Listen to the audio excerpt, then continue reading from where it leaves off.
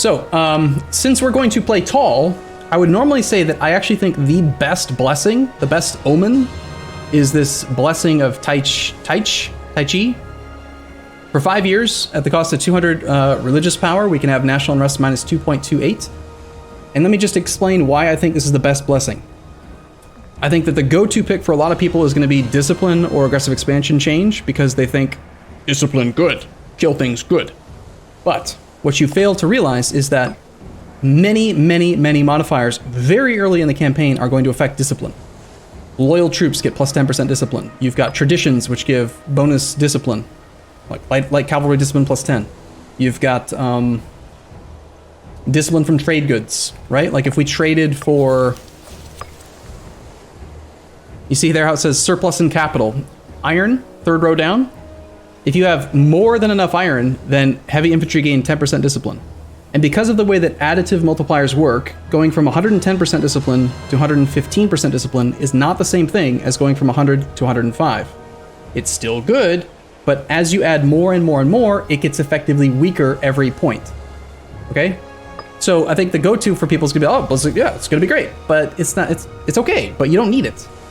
And then you might think you need this because, well, aggressive expansion is a big deal. You gotta manage your aggressive expansion. But here's what I've found for the play wide strat, and we will probably try this. If not now, then we'll do it next. Like maybe later tonight or possibly tomorrow. We'll do a play tall today and we'll play wide tomorrow. So Blessing of Tai Chi, National Unrest minus 2.28. Why it's really good is because in this game, being on negative stab is not as penalizing as it is in EU4. If you are at -2 stab in EU4, you've got +4 National Unrest, plus interest rate, etc. This game doesn't have loans. You can't take loans on command. So the interest rate penalty's gone. And in this game, you only have -1 unrest, +1 unrest per negative stability. So if you're at -3 stab, then you will have +3 unrest in the whole country. Okay? But if you take the omen for minus 2.28, you can effectively be at -2 stab with no penalty, which allows you to declare no CB wars whenever the hell you want, which is very unlike me, but very valid. Very strong, very valid strategy. I tried playing wide at the beginning and like just playing all nice and simple and just like, oh, just expand, you know, at reasonable speed. Turns out it's boring and you should just declare no CB wars on literally everyone. Just attack all the things. So, pop growth is weak. I think it's pointless. It's too weak. It doesn't do anything. It's the same. It feels the same as with like Stellaris, basically. So if you look here, this took me a long time to find, by the way. You see how on this screen we've got 4 pops, 4 types: citizens, freemen, tribesmen, slaves. Where's the pop growth? Well, they don't all grow. They grow kind of like in Stellaris. 1 pop will grow at a time, indicated by that little plus. So right now we're growing a slave. You would hover over this little bar here if it was a citizen, this little tiny slider bar thing here if it was a freeman, and this little tiny bar right here if you want to see the growth rate for your slaves. Okay? So every month, 0.62 is gained, and it is currently at 0%. Bust out your calculator if you want to know exactly how long that's going to take then to grow 1 pop. 100% growing at a speed of 0.62 per month means it's going to take 161.29 months, which is 13.44 years to grow 1 slave. 1 in this province, in this city. Every city is growing, and they're all going to be growing at some rate. This one's only growing at 100 divided by 0.35 divided by 12 months. 23.8 years to grow 1 slave. Okay? So let's say we take the Omen population growth plus 0.22. Okay? 0.62 plus 0.22 means that we're now growing at 0.84 per month. 100 divided by 0.84 divided by 12. Now it's going to take 9.92 years to grow a guy here, where before it was going to take 13.4. So you're going to get 1 extra pop 3 years earlier. Slow. It's slow and boring. It's just not meaningful enough. I would rather do any of the other blessings over that one. It's just not good enough to justify, in my opinion. Research points does have a pretty good validity if you are playing tall, which we are. So we're probably gonna take that. But anyway, just kind of going through these. I think it's easy to get money. Manpower feels very pointless in this game, I think. That's not a judgment, it's just experience. Anyway, let's play. I haven't unpaused yet. How very much like me, right? All right, so just actually playing, I would probably take first, let's go for herbalism, get that tech speed bonus, and then let's go ahead and do the research points modifier. Now, how are we gonna actually play tall? Well, we've got this modifier here called research efficiency. Citizens currently produce 46.89 research points each month, with an output of 562 per year. That's 46.89 times 12, by the way. And a population of 598 people in our country, we get an efficiency of 94%. Maximum efficiency cannot be higher than 300%. So basically what the game is saying is the more citizens you have relative to your total population, the better your research efficiency multiplier is. And citizens good, other pop types bad. Okay? So we want to make this number as big as we possibly can. How do we do that? Well, since we've decided we're playing tall, let's go ahead and start spending our monarch points in that way. So what we want to do is in Pella, these guys, freemen, are going to give us local manpower plus 280. This translates into 30 manpower per month. Out of 242, the city of Pella is giving us 30. Pretty big deal. We've got these buildings here called training camps, which are increasing the manpower multiplier. But you know what's better than manpower? Citizens. Citizens are great. Before we do that, though, let's spend some of these points, because I don't want to spend them all on that. We want to get this thing going. There's this bonus inactive. Current bonus for matching ideas is inactive. If activated, we would get monthly tyranny minus 0.1, national citizen happiness plus 10%, and 2 of each monarch point per month. Kind of a big deal. It's kind of really important, and there's no alert to say you don't have it active. Weird. Anyway, we need to pair these. This is our country. We're special. We got to have these things. Two oratory ideas, 1 military idea. Anyway, we got to choose one from this category, military ideas. There's more that we can get in the future, but for now we have these 3. Morale of armies plus 10, trireme cost minus 25, or ordered retreat, reinforcement speed plus 10, army morale recovery plus 5. So we're going to go with martial ethos because morale of armies can lead to sack wipes, just like in EU4. We need 2 oratory ideas. We've got monthly corruption minus 0.1. Corruption is a character-based modifier, not like tyranny. So that affects your ruler. Military administration, monthly general loyalty plus 0.05, monthly admiral loyalty plus 0.05. I have found that loyalty is largely not important at all, so I don't like this one as much. I thought this would be really good, but it's actually kind of meh. And then you've got hospitium, improved maximum opinion. We'll take this one, I guess, because it theoretically could be useful, but we're probably never going to use it. So by having these paired, we've got military ethos, so like a military thing with military idea, oratory with oratory. We've now got a green check mark. Current bonus is active. National citizen happiness goes up. We were at 75, now we're at 85. So right there, we've just gained like 14% or something, 15% overall multiplier, which means that this number is now going to be better, 94%, after the happiness stuff gets updated. Arumba, I noticed that merc spam is crazy and fort movement placement seems important. Forts seem really expensive to me in this game. I tried a couple runs where I built them and like played like EU4 style, like, you know, placing them in good terrain and trying to create choke points. But because there's no prosperity mechanic, it doesn't seem nearly as important to protect every individual province. I think that there are times where you want to situationally build some, but they're expensive. So, all right, in our capital, we want to start building a marketplace. Marketplaces give local tax, commerce income plus 5, and the most important one is the local civilization level plus 1%. We currently have a civilization value in our primary city of Pella at 40. Civilization, I'm just going to read these tooltips because, again, if you've never seen this before, then it might not register why this is so important. Civilization value indicates how stable and settled the inhabitants of a province are. The higher the value, the less likely the inhabitants are to engage in barbarian practices. Why is the cap 40? The cap is 40 because base civilization cap is 10, and because we have the government type aristocratic monarchy, we have plus 30%. We currently have no oratory advances, so we just have 10 plus 30 equals 40. However, if we were to build a marketplace in our capital city, then that marketplace increases local civilization level by 1%. Notice it's local civilization. Only this city will be able to go up higher than 40. But because this is our capital city with the best multipliers, an overall 75% multiplier to effective pop work, we want our civilization level to go up in our capital. So we're gonna build that marketplace. It's gonna take, what, 180 days. And I don't really care about the local tax or the commerce income. I just really want that local civilization level to be there. It takes a lot of time to grow your civilization level. We wanna get that building right away. Okay, what would we do next?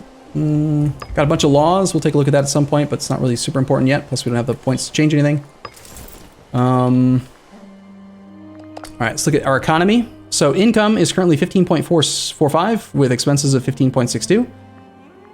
This may not be the case in the future, but for right now, I find that you can basically lower your morale on Navy and they'll still do the full effective job of preventing pirates from spawning, even if they have low morale. So we'll just lower morale. Instead of a slider, we've just got 3 buttons. So there's the default with no effect. You cut the expense for your fleet in half, then you have 80% reduced morale. Same thing in theory with the army, except that it's not quite 50%. It's only 33% reduction. Okay? So for now, we're going to lower maintenance on the army as well. We're even going to lower maintenance on the garrisons because we're not going to be declaring any offensive wars, and I don't think we'll be attacked. Wages is something I'm not going to lower, though, because the monthly loyalty penalty is quite large. On the income side, we've got taxes. We can lower taxes, national tax minus 25%, in order to get national unrest minus 1. We don't really currently need that because we actually have -1 global unrest due to a modifier called tolerance policy, which comes from here. One of our religious laws, the one we start with, gives national unrest minus 1. So there's really no reason to consider lowering taxes because we have no problems with unrest. We could raise taxes, but that reduces research, so we're not going to do that. National slave output goes up by 25%, which is just going to basically give us more money. I don't believe national slave output multiplier affects trade surplus, so we don't want to really worry about that. Commerce, we've got free trade. The center point is just no effect. This gives province import routes +1 at the expense of national commerce income minus 15%. So at the expense of 15% of our modifier to trade income, we can have an extra global increase of province-based import routes +1. On the upswing side, we could do national income from taxes, from commercial taxes +15, at the expense of increasing the amount of slaves needed per surplus. To understand what the hell that's talking about, you need to know what a surplus is. Basically, you look at any province. This province creates wine. We have 2 wine here because we have 18 slaves. The base required number of stuff is 15. It says at the bottom-ish of this tooltip, every 13 slave pop will produce an additional +1 wine. Because this number, 18, is better than 13, therefore +1 equals 2. We make 2 wine, okay? If we had 26 slaves, then we would make 3 wine. Okay, are you with me so far? Now, the reason why it's 13 instead of 15 is because I believe one of our starting laws is also reducing the required amount. Well, that's confusing to me because I could have sworn it was maybe. All right, anyway, let's move on. So we'll let the game go. Let's actually unpause now. Yeah, sounds good. No, it's not religion. Anyway, whatever, let's just not worry about it for right now. What was I gonna do? So, right, while we're on this topic, is that I have found that commerce is better, I think, to just go with free trade, because you get an extra province import route. You lose some money, but then notice how we have unused trade routes in capital. So now, instead of having 2 out of 2, 0 out of 0, 1 out of 0 out of 1, 0 out of 0, etc. Notice how every single province we have now has an extra trade route at the expense of 15% national commerce income. So we're going to get 85% of the normal amount of money that we make, but now we can convert seaweed mana into lots of extra trade routes, like 1, 2, 3, 4, 5, 6, 7 more trade routes. Like, we're going to make way more that way. So now we could import more papyrus based on the logic that I gave you guys earlier about why papyrus is one of the best ones. But the bonus to getting more papyrus is it's going to change. Every additional surplus beyond the first is only going to give 5% research points instead of the initial 20%. If you have a surplus in the capital, you also get civic tech investment plus 5%, which is very good.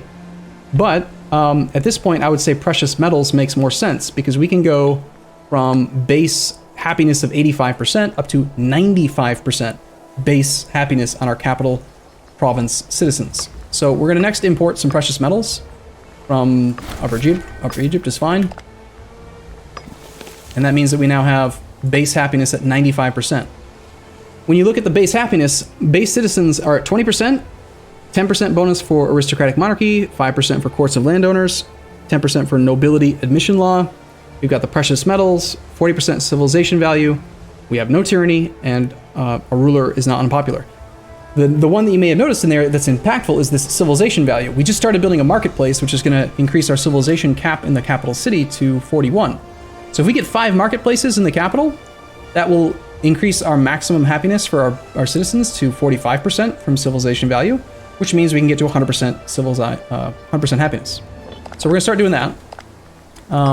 We also got an extra bonus for picking up some... We got like a discount to one of the promotion types. When was it? Anyway, we want to crank up our research. So right now we're at 112.3% research efficiency. So let's just watch this number, 112.3. We're going to, especially in our capital city where we have the best overall multiplier, we're going to convert our manpower pops into citizens, freemen into citizens, in order to increase the research points that we generate. So we're just going to pay scroll mana. We were at 5 of them. We were at like 112. Now we're at 118.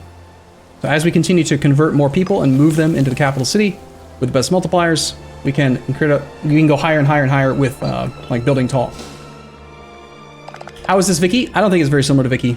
There were some people who originally thought it was going to be like a mixture of EU4, CK2, and Victoria, but it's mostly not Vicky. There is an option to convert some currency, so we could spend money to buy monarch points. It's a pretty bad exchange rate compared to like EU4, where you can pay 1 ducat for 1 monarch point. We're already looking to pay like 4 to 1. But after we get some of our core buildings built, we might start doing that. The main thing we want to spend money on right now is just building buildings in the capital. Okay, here's another strategy that we can start to employ. Notice how in our capital province, Macedonia, we have 18 slaves in Pella. We have 5 in Aige, 5 in Asteros, 5 in Dion, 5 in Euphoria, etc. Having 5 is functionally, doesn't do anything. Having 15 is super good. Why? Because if you look at these provinces, again, this province produces glass. We have 1 glass.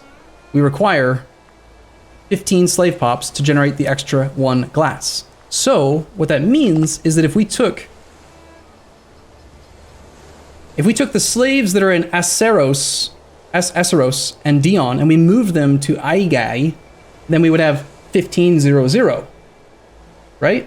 Still same total number of slaves, but they'd all be in 1 province, and we'd be generating, instead of 1 trade good in each province, we'd be generating 1 trade good in 2 and 2 trade goods in a single. Hopefully that makes sense. You guys, are you with me? I don't know. I can't tell. So, if there are too many slaves relative to the civilization pop, wouldn't there be a slave revolt? There's really, I've not run into very many issues with slave revolts at all. Besides, if you want to build buildings in one place, you want to kind of centralize your buildings anyway. So, slaves cost scroll mana. No, they cost civic power, which is seaweed mana to move. But before we start worrying about moving slaves, let's go ahead and secure a couple more trade deals of our own, because these cost seaweed mana / civic power as well. How I usually handle it is I look at the provinces that have the most current citizens when trying to decide like where I'm going to spend my mana. So because Thessaly has 40 citizens already, we're going to get the trade good in this place. So we're going to go to Thessaly, trade route, get that papyrus first. We have 32 civic power left.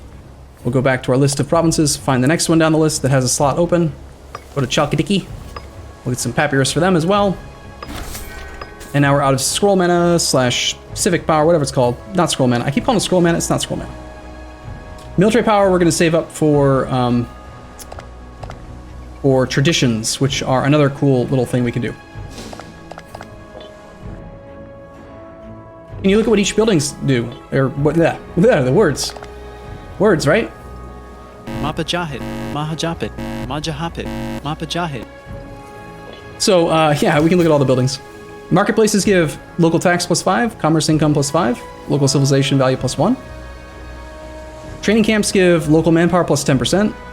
Fortresses give a zone of control and 1 fort level. In this game, you need 5,000 troops per 1 fort level to siege, unlike in EU4 where you need 3,000.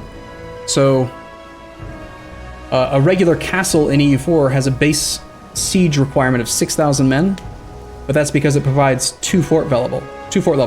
In this game, it only provides 1 fort level, but that requires 5,000 troops. Granaries give local population growth +0.06 and local slave happiness +2.5. But our slaves are already super happy because they have a base happiness of 100%, and we've got some olives. Let them eat olives. It's fine. So we don't need any of that stuff.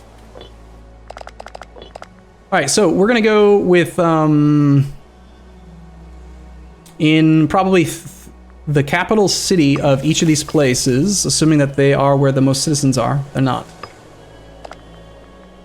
For some reason, in Pharsalos, we have 10 citizens, even though that's not the capital city of this province. See how it says average happiness 61, capital region +25. Average happiness 75, capital region +25. There's no functional difference between these two provinces, but I usually do like to use the capital city as like the focus point for buildings. Well, here we'll build a marketplace, and in Chalkidiki. Is tall viable? That's what we're playing. Yeah, we're playing tall. You'll find it's very, very viable. So we're gonna play in speed 5 because we're not actually planning on going to war. We're doing a tall campaign for today. Okay, we're getting offered trade routes. Interestingly, in this game, you make money when you request trade routes and when you're offered trade routes. There is one important setting that we're going to change, which is in here.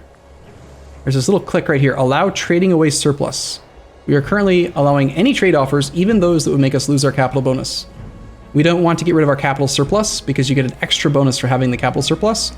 So we're going to click that so that AI won't try to take our surplus with offers. As we are not currently exporting it, we would gain the following effects. Light infantry defense +5. That's fine.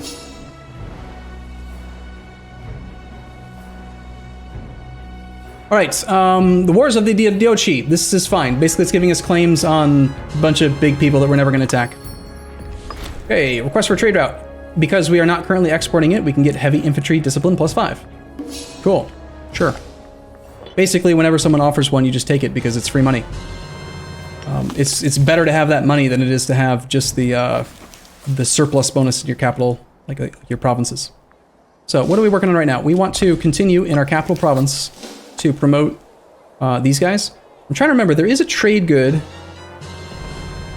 don't remember which one it is. There's a trade good that reduces the price to promote freemen. There's the citizen, it's this one, it's precious metals, citizen promotion cost. If we can get that, we can reduce the price to promote citizens from 10 down to 9. It will round down. You guys voted for playing tall, so no, we're probably not going to go to war. Cassander, our Basilius has grown the trait, gained the trait Deceitful, which gives us monthly corruption plus 0.05. Because we are a ruler, we have the reduction to bribing of characters, minus 25, and we've gained 1 finesse.